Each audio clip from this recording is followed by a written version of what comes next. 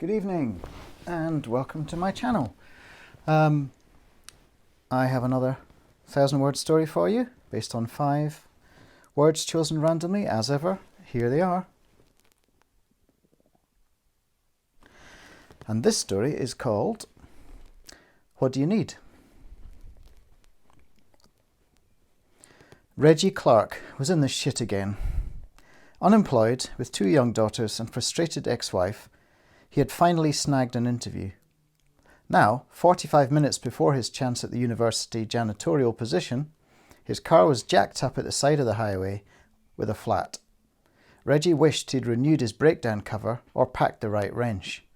Reggie watched other traffic roaring by, realising he would have to call Marcia, his ex-wife, for a lift. She already considered him a lost cause.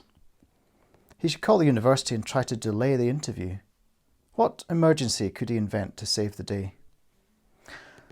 While Reggie was thinking, a car drew up.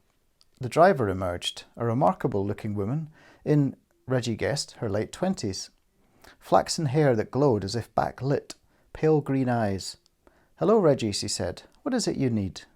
Oddly, although he didn't know this woman, Reggie felt compelled to reply, honestly. "I need a miracle." The woman smiled, revealing pearly white teeth. Reggie watched her return to her car, pop the trunk and take out an antique cash box, which she opened with a gold key kept around her neck. She took something out, then walked back to Reggie and handed him a shiny piece of metal. It seemed to be some sort of adapter. Excitedly, Reggie grabbed the wrench and inserted the adapter, putting the assembly against one of the wheel nuts. It fitted perfectly. After a little resistance, the nut began to unscrew. Reggie jumped to his feet, but the woman had already got back in her car and was pulling out. "Wait!" he called out, but with a smile and a small wave, she left him there. Reggie looked at his watch.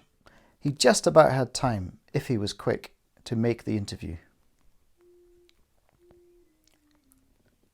Penelope Higgins was about to lose her temper and start screaming at her daughter Susie, who was having a cataclysmic tantrum in the 7-Eleven, when she felt a nudge in the ribs. Turning to vent her anger in a new direction, she saw a young man smiling benignly. One of those religious nutbags, no doubt. He was carrying an old metal cash box under his arm. Was he going to try and sell her something?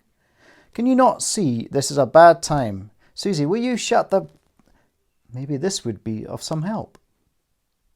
The stranger, blonde with pale green eyes, handed her a small, glowing ball, which tinkled softly. It was almost mystical. Susie had quietened and was looking at her mother imploringly. Penelope handed Susie the strange toy. Her daughter began to roll it in her palms, watching the colours change and a strange melody sound. Penelope turned to thank her benefactor, but he had vanished. No, there he was outside, striding towards a parked car. Shame. Penelope would have liked to have thanked him. Penelope realised someone was watching, someone familiar. Mike Fennick, her social worker, smiling. She gave a timid wave, then headed down the snack aisle, while Susie, entranced by her new toy, followed meekly. If Mike had seen her scold or strike her child, the consequences were unthinkable. For Penelope, this was a stroke of uncharacteristic good fortune. At one of the expensive modernist homes on the hill, a prime-time drama was playing out. A scattering of police cars and a news helicopter surrounded the entrance. A pool party had been violently interrupted. The host, TV anchorman Dennis Sloman, was facing the toughest interview of his life. His wife stood before him, furious, brandishing a gun, while the other guests cowered or made a dash for the house. Selena Sloman shook with rage. She fired off a couple of overhead warning shots. "Nobody move! I need witnesses! Hubby has been banging a production assistant while I'm at home looking after our 3 kids. Admit it, Dennis. I might let you live." The police held back. A negotiator had been called, and nobody thought Selena Sloman, former beauty queen and cosmetics entrepreneur, would murder Dennis in front of 50 witnesses. She just needed to get something out of her system. She'd fired off 5 warning shots by Detective Rogers' reckoning. Rogers felt unflustered. This sort of thing was happening with ever-increasing frequency. Celebrity drove everyone insane. There was the negotiator, a lithe woman in her 30s, moving with confidence through the waiting throng. Not someone he'd seen before. Rogers would have remembered that golden mane and those pale green eyes. Oddly, she held a metal cash box under her arm. "Detective Rogers," he said, offering a hand, but she walked right past him and into the garden. "Wait!" he shouted, but oddly, he did nothing to stop her and did not follow. The woman walked up to Selina, who was oblivious. Selina was busy hearing her husband's confession. "We slept together twice. It meant nothing. You were never available." The last word seemed to trigger Selina, who fired straight at her husband's head. The bullet sliced off one earlobe and impacted the stucco wall. Dennis screamed while Selina fired 5 times until the gun was empty. The police readied themselves as Selina reached into her handbag and found she was out of bullets. Selina turned. The negotiator was facing her, holding something out. Selina took the fresh clip and slammed it into the base of her gun. A guest screamed. The police marksman couldn't take a shot with the negotiator in their line of fire.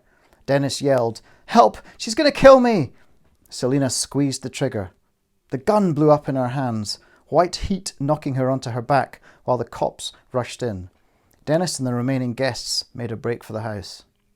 The negotiator crouched to whisper, "I hope you find your happiness." Then the mysterious stranger stood up and vanished amongst the various policemen and paramedics shouting at one another and at her. A tiny golden key turned in a lock, and the green-eyed gift-giver moved on. Thank you. Thanks for listening.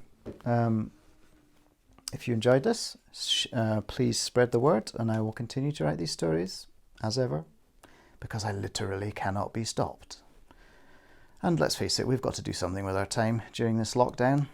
So, until next time, goodbye.